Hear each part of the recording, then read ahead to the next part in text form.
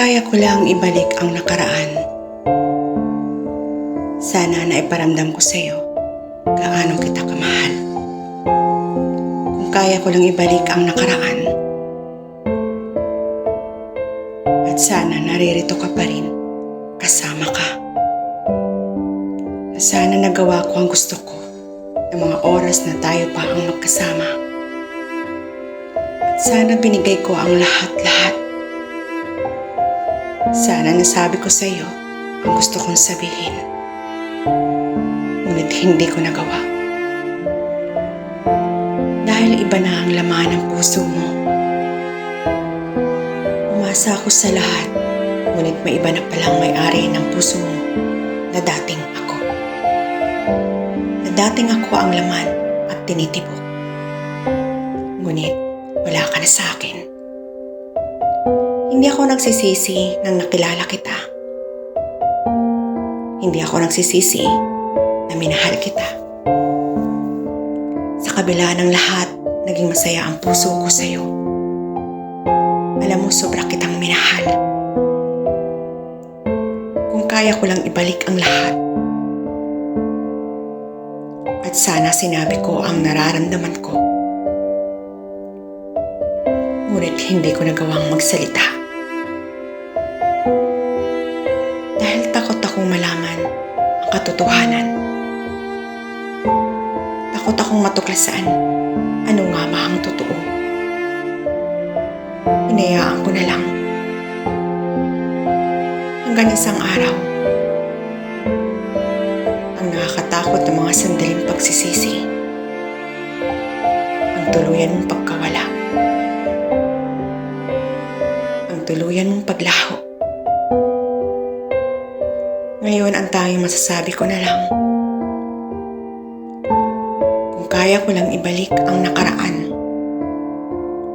sana naririto ka pa. Kung kaya ko lang ibalik ang nakaraan, ang dating pagmamahal mo, ang dating mga ngiti na tanging ako, ang dating pagkasabik. Ngunit ngayon, tanging hiling na lang. At sana kung magagawa ko lang ibalik ang nakaraan. Sana kasama pa kita. At sana masaya ako na kasama ka.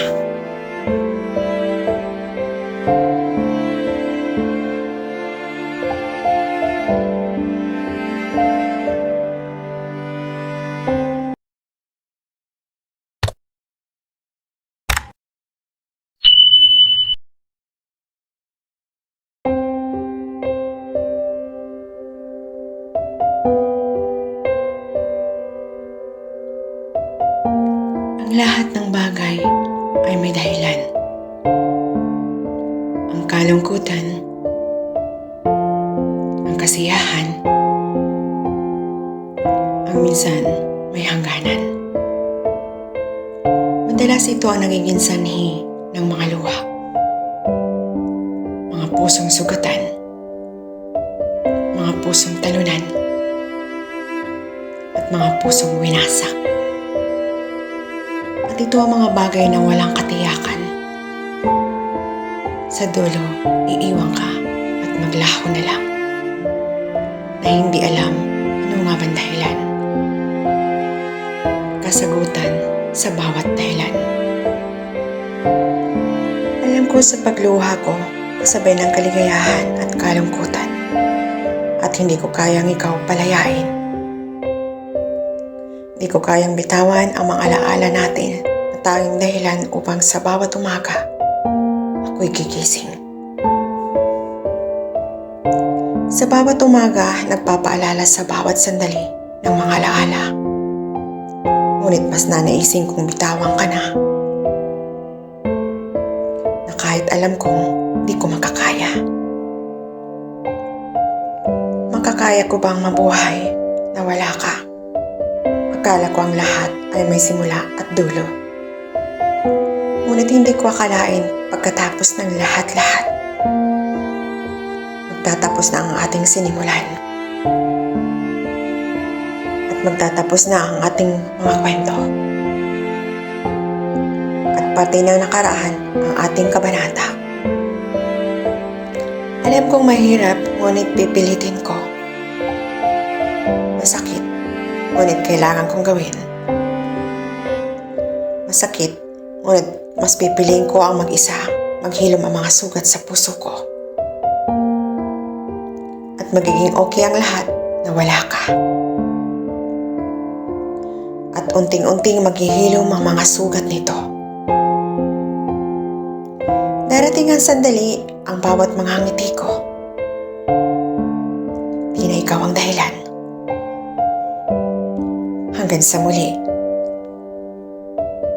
At sa panibagong simula ng yugto ng ating kwento. Pinapalaya na kita. Malaya ka na.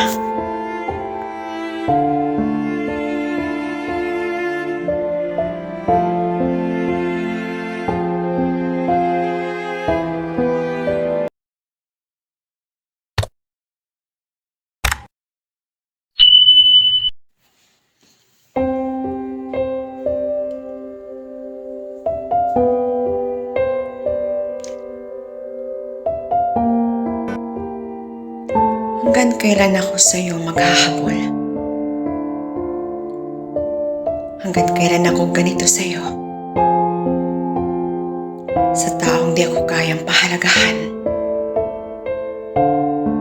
Sana isang araw, magising akong di na kita mahal. Sana isang araw, wala na akong maramdaman para sa iyo. Dahil hindi ko alam hanggang kailan ako magpapakatanga sa isang tao. Sa simula pa lang, alam kong niloloko mo na ako. Ngunit bakit hanggang ngayon, naririto pa rin ako? At pilit pa rin hinahabol ang isang kagaya mo. Na kahit alam kong hindi na dapat. Ngunit marami akong katanungan sa aking isipan. Baka sakali pa. Baka pwede pa. Baka pwede pang ayusin kung ano ang nawasak sa atin. Baka pwede pang ibalik ang nakaraan sa atin. Ngunit hindi ko alam anong kasagutan ng lahat ng ito. Tanging ikaw lang ang makakasagot ng lahat. Ngunit sa kabila ng lahat, alam ko sa puso ko ang kasagutan ng lahat. Di ko lang matanggap sa sarili ko ang lahat na nangyayari. Hindi tayo aabot sa ganito kung sa una pa lang pinahalagahan mo na ako. Kung sana sa huli di mo pagsisihan ang lahat. Ang lahat ng pagtitiis at paghihirap ko. Ang pagluha ko. At ang pag-iwan ko. Lumaya ako, di ibig sabihin di na kita mahal. Ngunit kailangan. At kailangan kong buksan ang sarili ko sa mundo na di kita kasama. Sa paraan na ako na lang. At lalakbayin ko ang daan na ako na lang. Dahil pagod na ako. Pagod na ang puso ko. Na parating nasasaktan. Pagod na akong umiyak. Ngayong gagamitin ko ang aking isip upang sa paraan ng aking ikasisiya. Dahil hindi ko kayang magtiis. Hindi ko kayang saktan ang sarili ko. Dahil hanggang ngayon, di pa ako nagising sa katotohanan. Na kahit sumigaw ako ng sumigaw, kahit kailan, di mo na ako maririnig. Hanggang kailan ako ganito? Hanggang kailan at paano maaalis ang sakit na nararamdaman ko? Ang tagal mawala ang sakit. Ngunit ang pagsabi mong aalis, ang bilis. Ngunit tama na ang luhang nasayang ko. tama nang habulin pa kita. At minsan naging tanga. At nagpakatanga sa taong ginawa kang tanga. Kaya, tama na.